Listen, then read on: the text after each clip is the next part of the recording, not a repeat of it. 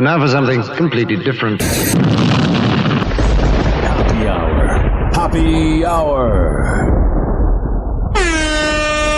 It's time for Hoppe in the morning. What's up? This is Happy Hour. I am your host, Ryan Hoppe. And on the phone line, I'm very excited to have this guy on the phone. I have known him for 10 to 11 years now and been a fan for about 13. And you either love him or hate him.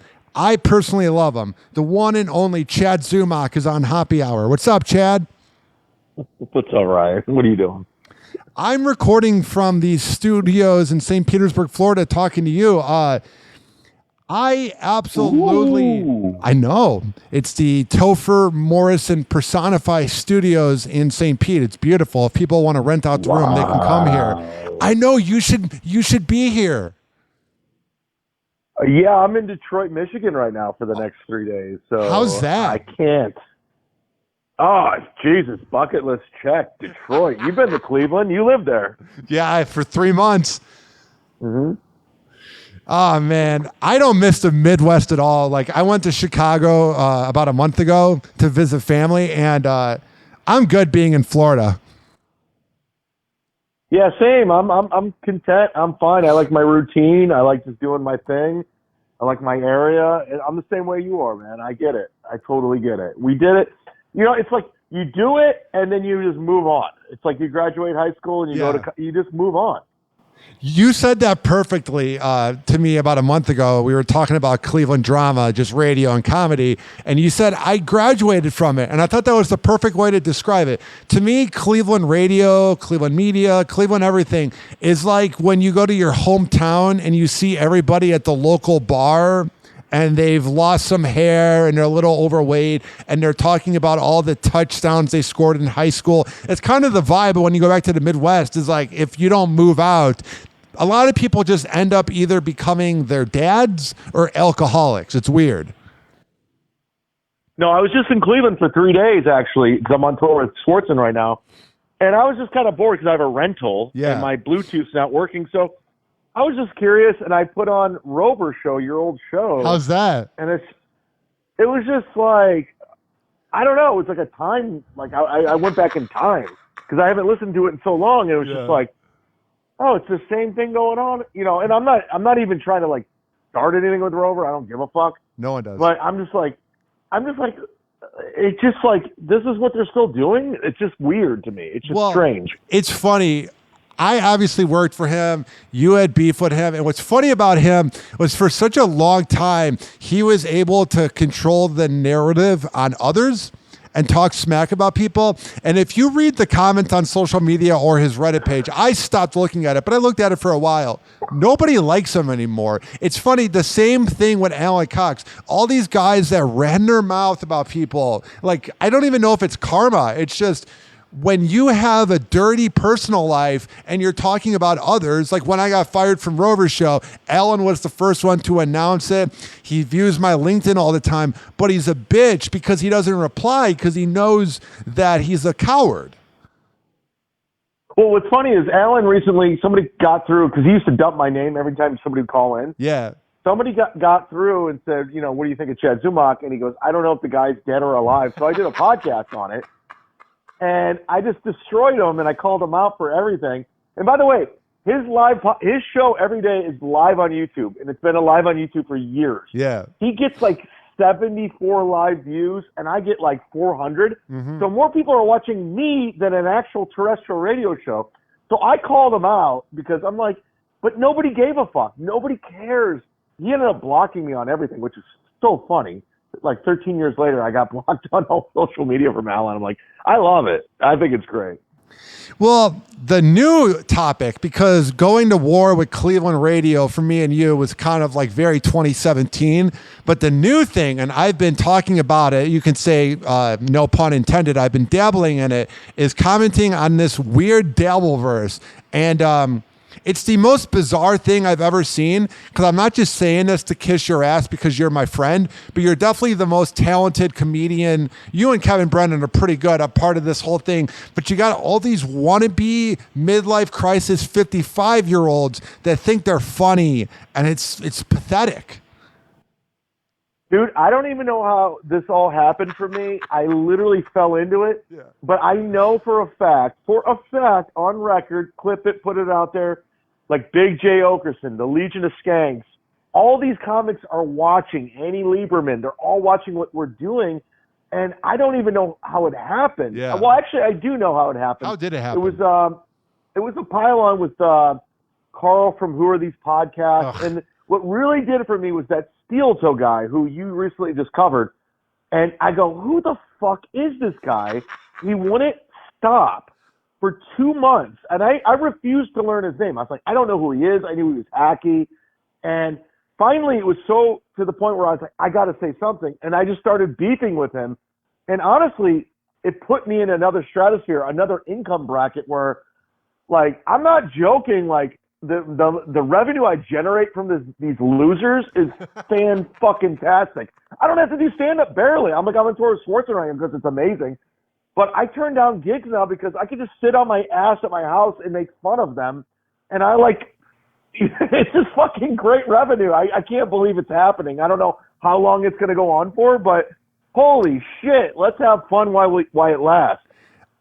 I'm very indifferent on Aaron. I don't love him. I don't hate him.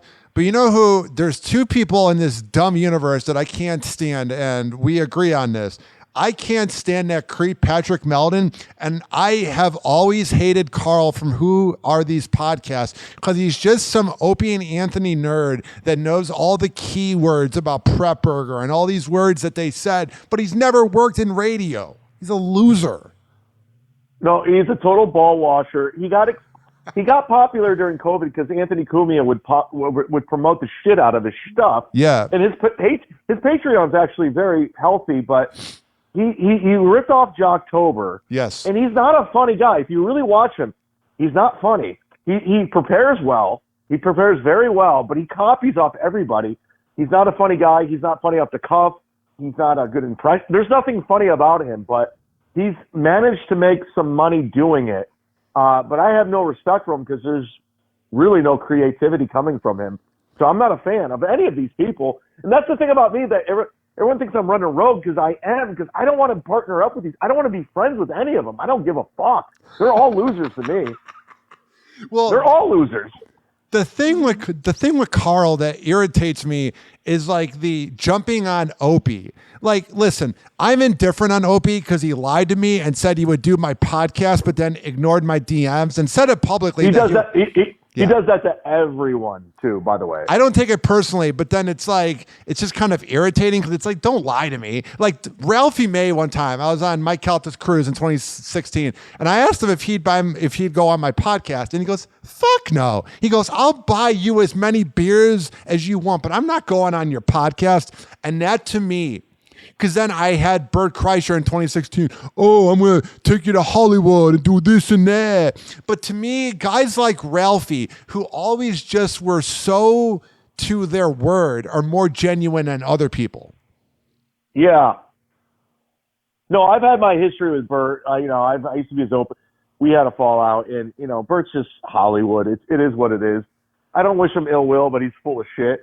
And at the end of the day, it's just like, I know how this game's played. I'm with Nick Swartzen right now, who is a legitimate movie guy. He's been in every Adam Sandler film, and he's been my friend for 20 years. So I'm not impressed with celebrity. I never have been. I don't give a fuck. But it's just funny how this shit goes to people's heads, and they think they're better than everyone. You're not. You're not. You're just not. Nick Swartzen as the gay prostitute on Reno 911 is some of the funniest TV ever. Oh, it's the best. Yeah, go on YouTube and watch him. It's so funny. It's like everywhere we go, that's what he gets recognized the most for. Like we were just at lunch today, and somebody's like, dude, I love Terry from Reno 911. Oh, it's so good. Funny, but yeah, it's great. It's so much fun. So what is it like going on the road? Because some comedians love it. Some end up dying in their hotel room and hate it. What is your take on being on the road? Well, I haven't died in my hotel room yet, but I am in a hotel talking to you, so fingers crossed. No, it's funny, as I'm 10 miles away from where Chris Cornell died in his hotel room in Detroit. I Googled it because I wanted to know where he would stay when he died, so I'm 10 miles away if I want to go there. But it's just, it's the job. I've been doing it for, 21 years now? So it's the same shit, man. What is it like? So for me, I don't like being alone in bed at times, but sometimes I like it. But when I'm in like a hotel bed or someone else's bed and it's not my bed, I feel kind of weird, especially with my bad back, because it's hard to just kind of lay down at times. Is it ever weird being in like Fargo or wherever and you're just like laying in some random bed in the middle of nowhere? No, I mean, the hotels Nick put me up, he puts me up in nice hotels, 4-star.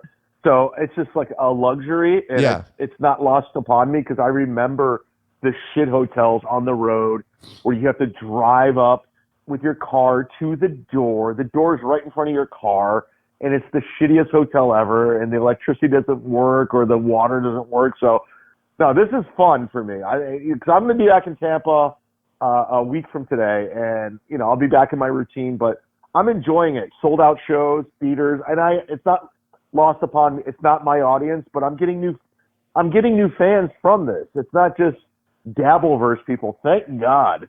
Yeah, I've noticed that. I've noticed like about a year ago, all the Dabbleverse people would talk smack to you, but I've noticed a lot of positivity in your life overall, especially with people on social media. Not that that matters, but I've definitely noticed like a reinvention of Chad Zumock. Well, it's been ebbs and flows with all of this. The one thing I've learned from all this, and by the way, when I was beefing with Rover, it was Rover when he was like, how many affiliates did he have at one point? 7 or 8. He has now, but yeah, I mean, he was like kind of a thing when I was going after him. It was overwhelming. But, now the whole landscape has changed, and it's just so much shit out there. So they don't understand these shitty podcasts like Carl and Steel Toe. I've been through the best of the best. Maxwell back in the day when it was something. So these beefs don't mean shit to me. They're nothing because I understand staying the course regardless. Yeah. It's going to be bumpy for months. It will be bumpy, and you might be looking at it as a piece of shit or whatever.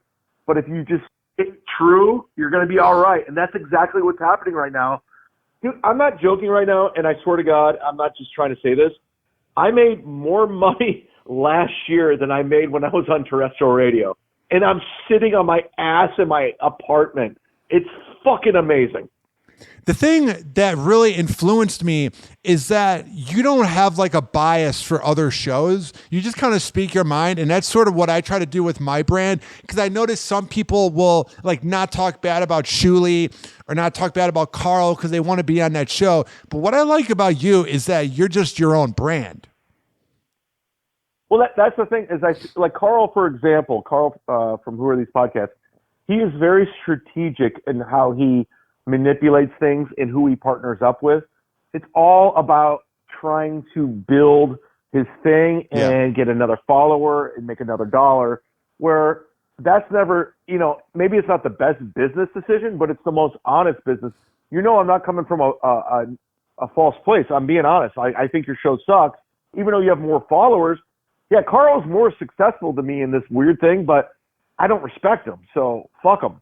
Like, I could easily be like, Carl, you're the best, you're so funny, and I could get on his, like, thing, but I'm like, I don't like him, so he can suck my dick. And I've been like that my whole career with comedy and radio shows. Like, going up against Rover was not good for me. It wasn't good at all. Going against Alan Cox was not good, but it all worked out in the end. People don't realize because people don't want to like meet their heroes, but Rover's a scumbag. You know what I mean? Like going up against Rover for me after I got fired and whatever, and then through about 2019, and then he just quit talking about me because I'm doing well, and I think he doesn't talk about me. He doesn't talk about Rob because we're doing well. He doesn't talk about you because we're doing well. But in that mid to late 2010s, it was ugly. Like you wake up to like 30 tweets from these losers that are like, it was bad with Rover for a minute. No, even with me when I was actually in a dark period of my life when I was dealing with it. Yeah. So it was overwhelming at one point, but it's just, you look back on it now, you're like, what the fuck?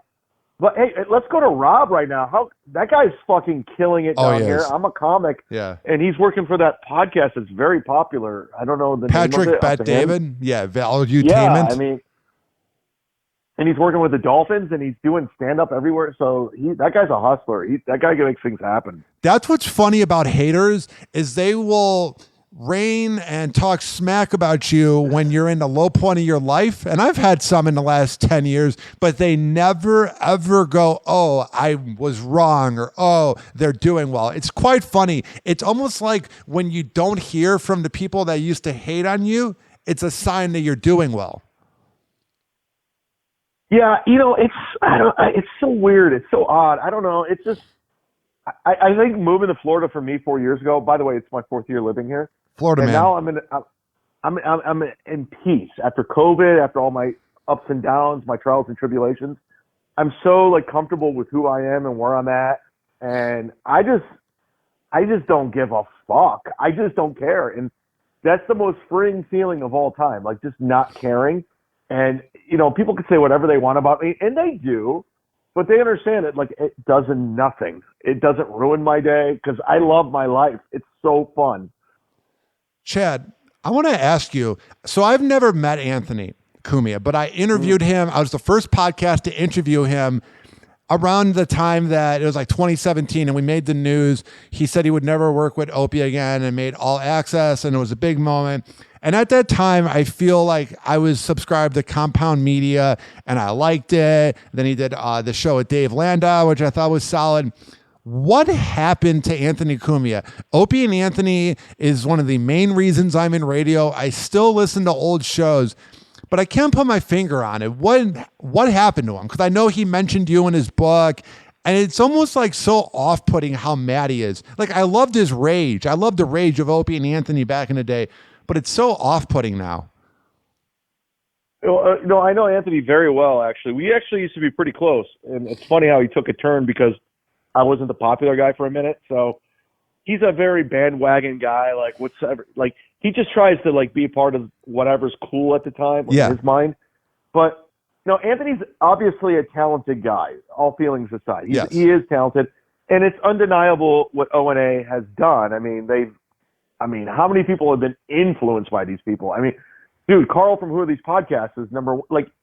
They did something. When terrestrial radio was something. When Rogan. was huge. Rogan said, yeah. Yeah, Joe Rogan. So they were very influential in everyone's life. But for me, personally, it's just sad to see what Hoppe and Anthony has become. Hoppe does a live stream. He's doing it right now as we speak. And I'm looking at it right now on my laptop. There's 31 people watching Hoppe right now. And I don't hate Hoppe. I like Hoppe. Hoppe and I are cool. He sends me messages all the time. But it just goes to show you things fade away and things change, and it changed. And Anthony just I don't know why he went down this racist road or whatever, but he just got in bed with what he thought was cool, which wasn't. And, but he's made his money in radio. I mean, those guys made a shitload of money through Bob Eatman and terrestrial radio. And, but, people come, people go. Things just go aside and fade away. I don't know if I'm even making sense right now. No, you are. I mean, it's so crazy to me because I listened to them. They were on in Chicago briefly for about a year and a half from '06 to '07. They replaced Rover when Rover was in 50th place, and I was his only listener in Chicago. But I listened to Hoppe and Anthony every day, and it's so crazy to me. Then when I graduated high school, I listened from 2012 to 2014. So they had a huge impact on my life. And if you would have told me that 10, 12 years later, they'd be at where they're at now, they were such greater than life figures. They're the first time I heard Amy Schumer, Jim Florentine, every comic that I've ever liked. They were, it's crazy, man. I like listening to Howard Stern, but it's so weird how he changed over the years. I know that's the most overplayed opinion ever. Everybody says that, but it's so weird. If you listen to Howard from 94 and then 30 years later, it's it makes you wonder if Howard in the 90s was even who he is. Yeah, I don't know. I mean, success and money makes you different, but there's no question Howard Stern influenced a lot of people. It was a trailblazing show. It was very funny. It was good. And it's still relevant to this day. I mean, how many Howard Stern shows or knockoff shows are going on, and how people are still like covering it to this day. And, with O&A, it's just a sign of the times. Things are changing, things are going away, and things are evolving and becoming things. But, they definitely pioneered a lot of things. But I always made this joke to Anthony, and he always laughed. I go, Anthony, with all due respect to O&A, but if you gave me a show with Louis C.K., Bill Burr, Patrice O'Neill, Jim Norton, and you said, try to be funny, I think I'm going to do okay. I think I'll be fine with those guys on air. That's what they had. They had the access to the funniest guys in the world, and, and they did some great stuff. I'm not trying to take away from that, but, at the end of the day, Anthony is on my playing field. Opie is on my playing. We are in the universe of shit. We are in the Dabbleverse, where the fuck that is. I'm going toe-to-toe with Stuttering John now. I'm fucking up Anthony. You're on my playing field. Whatever happened in the past is in the past, John. John Melendez, look through your rearview mirror. It's over. All of it's over. Dude. Everything's over. Like, you're in the shitverse. So you can talk about yesterday and the glory days, and I was on this and that. It doesn't matter. Kevin Brennan is one of the most accomplished comedians who's on Saturday Night Live, every talk show. But he's on my world now. We're all in the same, it's a level playing field. So it doesn't matter what you did. It's what you're doing now. And guess what, motherfuckers? I'm killing it. John Melendez's new tattoo literally represents him as a person. It's crazy.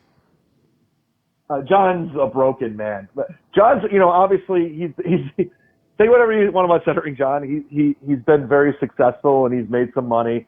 Whether it's talent or being in the right place at the right time, he's right place, right time, and motivated. But John's just a broken man. I mean, there's like 85 podcasts making fun of him at this point, and he still doesn't get it. Yeah, and I love how he puts the name on the screen as the Duke of the Dabbleverse. I'm like, you went from Howard Stern to The Tonight Show to being the Duke of the Dabbleverse. Well, he stole that from me because Kevin started calling me the Mud Shark because I get in the mud and all this. Yeah. And next thing you know, John's calling himself the Duke, like out of nowhere. No, John copies off Kevin and I so much. He just started yelling at people like Kevin would do. He was like copying his rant. He started copying stuff I was doing because he went away for 8 months. He was substitute teaching. And while he was substitute teaching, he was watching. He even admitted, he goes, I was watching Chad and Kevin. That's what inspired him to come back to fight against Carl and everyone making fun of him because he saw me doing it with Kumia's Cox, which my show is, it's fucking profitable and fun, whether you don't like it or not. It's a thing. But John was inspired by what we were doing, and that's why he came back. Yeah, I love your picture for Kumia's Cox where you have everybody on it. It's it cracks me up every time I see it on my YouTube page. Yeah, it's just like because I don't want to be friends with these people. I don't care. I don't want to partner up with them like everybody does. So it's fun calling them out, and they don't know how to handle it because I'm rogue. I'm like I always say, I'm Boba Fett in Star Wars. I don't team up with people. I do my own thing, and they don't know how to handle me or treat it, and they'd rather not deal with me, and I love it. So I'm personally friends with Eric Nagel. I've known him, I don't know, 10 years. Where did things go wrong with you and Eric Nagel? Because I hear you talking smack. No, I used to be cool with Eric. Eric thought it was great. He was working for Kumia. He'll deny it, but he did. He was running the shit over there. When Carl and Chrissy Mayer and all them start piling on me, and that's when Steel Toe got involved, he thought it was a good move to do it. He thought the internet uses the word low-cow, which I fucking cringe at because I think it's so nerdy. They thought I was the next Stuttering John because Stuttering John was off the internet. He was teaching. So they were trying to make me the next Stuttering John. And I go, no. And at the time, I was a little over 1,000 subscribers on YouTube. I was barely monetized. I didn't know how to do anything. I'm not technically savvy. So E-Rock started sharing all my text messages with Kumia. He piled on with Kumia, trying to get in with Kumia. And I go, Eric, you don't want to do this. And I texted him, and he would send it to Kumia. I go, you fucked up, dude. You don't know what I do and what I'm capable of. So he probably has buyer's remorse at this point. He probably realized I probably should not have done that. But I'm the type of guy I like to throw people's noses in shit, like dog shit. Like, yeah, you did this, dude. I told you not to do it, and you did. And listen, I was friends with Eric at one point. I don't hate Eric, but he tried to pile on, and I had to make him pay, and I did. Where did Compound Media go wrong? It's just crazy how it doesn't exist. I mean, it does, but It was a shitty operation. They didn't know what they were doing. Like, keep the cop. I mean, it was somewhat professional. It was fun. Don't get me wrong. I went on Anthony's show like, I don't know, 15 times.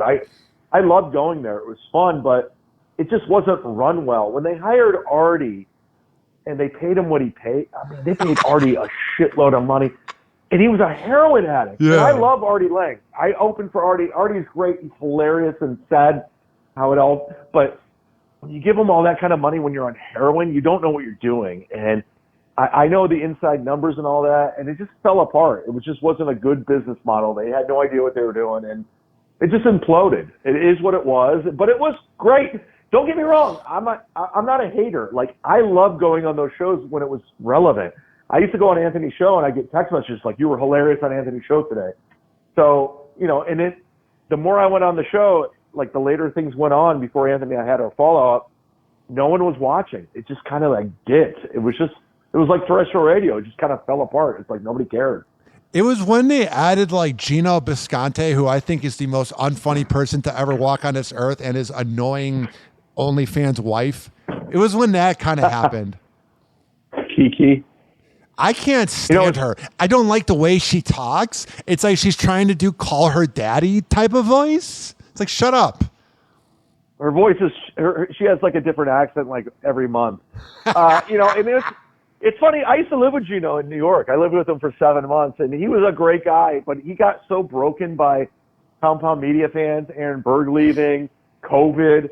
He's just a shell of what he used to be, and he is a good guy. I don't hate Gino, but he went down a weird road because Compound Media started to become a cult. They all thought they were better than everybody, and nobody cared. And they were all kind of enablers to one another, and now Gino's doing a live stream to like 150 people. No one's watching, and and again, I don't hate Gino, but he was misled. Chrissy rubs me the wrong way, dude. Not a fan. No, Frank and Chrissy they're the worst. They're opportunists she went to right-wing conservative grift because it was profitable. Because she went to high school with Amy Schumer. She saw Amy get famous and successful, so she tried to do what Amy did at the time, is like the cool chick, the successful slut, hooks up with guys, hangs out with guys. And then Amy decided to go, feminist, left-wing, politics because she got famous. And it just wasn't working for Chrissy, so she went right-wing when she got on Compound Media with the wet spot. And it was she doesn't believe in it. It's not natural. It's not coming from a good place. And I saw that from the get-go, and I remember Kevin Brennan saying, she's not funny. So I didn't know anything about her, so I went and watched her stand-up. I go, yeah, she's not funny. And her husband now, they just went full-on onslaught. They started all of this with me. They're the ones that started all, because I said she wasn't funny. So there would be no me right now with everything that's going on if it wasn't for Chrissy and Frank saying, going all in on me because I said they weren't funny. So I actually have them to thank because I had the most profitable year last year. Yeah. Fighting them and going against them. So at one point I was like, go fuck yourself. But now I'm like, thank you. My bank account thanks you for calling you guys out for being losers. And by the way, she's back to obscurity now that Compound Media's gone. Damn right she is. Chad, where are some of the cities that you're performing in over the next, let's say, month and a half, 2 months? I mean, I'm on tour with Schwartzen right now. It's amazing. He's great. He's in the new Happy Gilmore movie coming up. I'm in Detroit Thursday, Petoskey, Michigan, which is sold out on Friday. Then I'm in Grand Rapids on Saturday, and then I'm picking up some more dates with him. And I got my own dates. I would say my website, but I don't update it because I don't give a shit. Dude, I don't care. I wear flip-flops all day. I have terrible tan lines. Florida does that, bro. Florida does that. Yes, I'm a beach bum, dude. I don't have motivation. I don't have an agenda. Me neither. I don't care. I have no agenda. I don't care who I'm hanging out with or who cares, dude. I'm over it.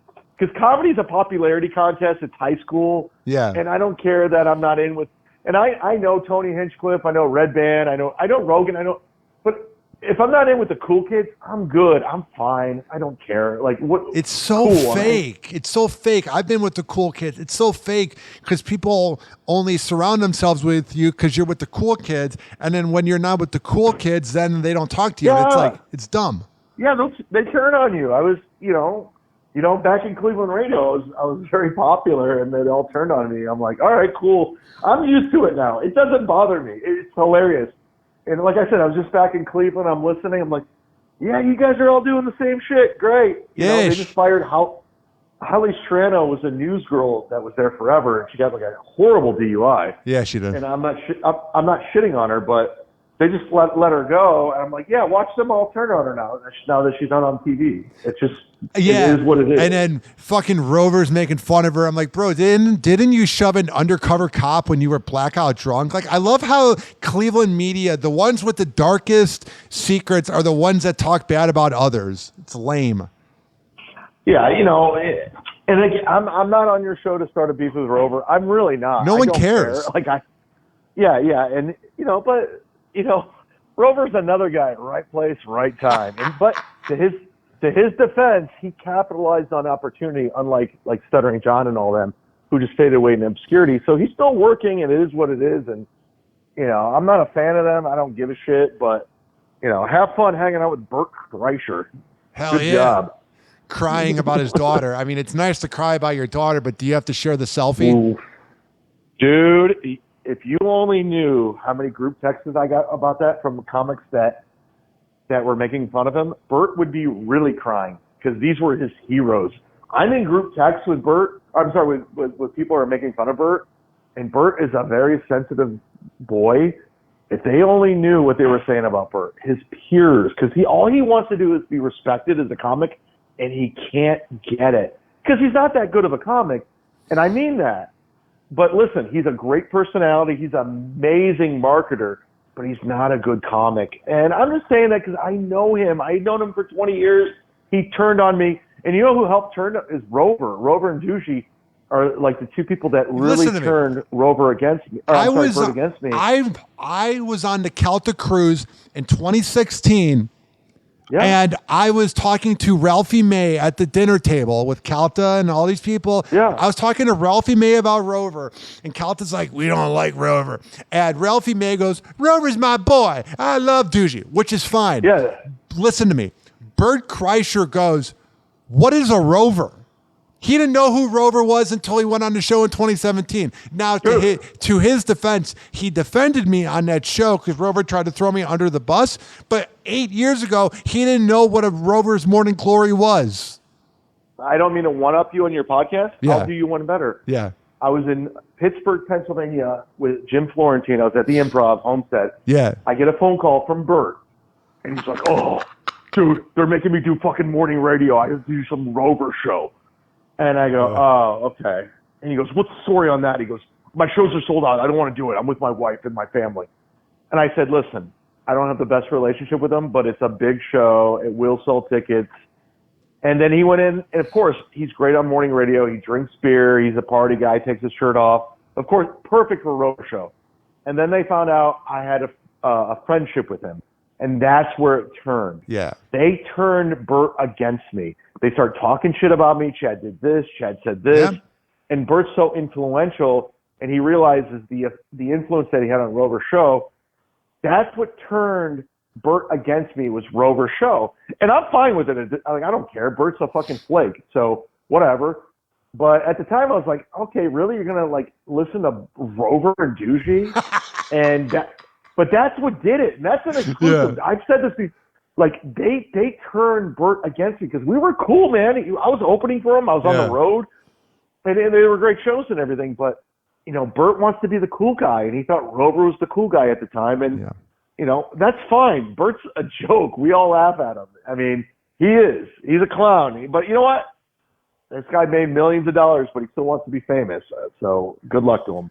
Chad, can you believe we've been talking for 34 minutes and 24 seconds? No, I'm in a hotel room in fucking Troy, Michigan. So I just want anything to do at this point.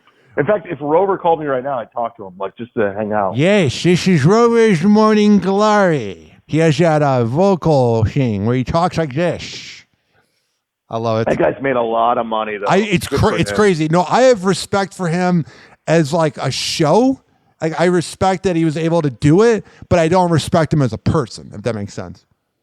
No, it goes back to like Carl. Like, there's not a lot of originality. He just saw what other people were doing, and he just kind of duplicated it. And but let's not listen. I was there when they hired Jeffrey, the phone screener. I was there when Douchey said, "You got to meet this guy." I said, "Yeah, hire him immediately." And holy fuck, did they make a mountain of money from that guy? And he makes nothing. He makes like $8 an hour. He doesn't even make like $15 an hour. He was the ultimate whack packer. Like, he was the one guy. He was their Beetlejuice. He was their Eric the Midget. He was everything to that show. And that guy should get a fucking a truckload of money backed up to his home and like just dumped on his front lawn or wherever the hell he lives at this point. But yeah, Jeffrey is and I like him too. He's a nice guy. He's obviously he's like Rain Man. He's had some autistic situations, abilities, whatever. I don't know what I'm talking about. He has more groupies than some rock stars. It's crazy. Northeast Ohio, man. I was there. I was a part of it at one point. Well, Chad, it's been a lot of fun having you on the show. I'm glad I was able to figure out this new podcast board to have you on. And let's definitely have an in-person interview whenever you have time in Florida. Yeah, but you're in St. Pete. I don't like driving over that bridge. That's what everybody says. I can bring the equipment to you. I'll do that. I don't want to. I don't like leaving. I ride my bike everywhere. I have the best life. I don't even like going to Side Splitters, my home club. It's like 20 minutes away, and it's fucking great. And I just love don't feel like Splitters. driving there. Yeah. Yeah. So it's just I'm just lazy. BT's awesome. I love BT. Yeah, Brian's the man. He's awesome. You know what? Me and BT, you grew up in Barberton, Ohio, so we have all the same. My childhood friends are his childhood friends, so that's where our connection is before comedy. So great club. Go see Side Splitters Comedy. They do a great job. Well, Chad, it's been a lot of fun having you on the show. Keep up the good work. You too, Ryan. I'm glad you're still killing it, brother. Thanks, bro. Talk to you later. Bye. Happy Hour. Happy Hour. It's time for Hoppe in the morning. RyanHoppeRadio.com. Like that? He's gone. Happy Hour is now over.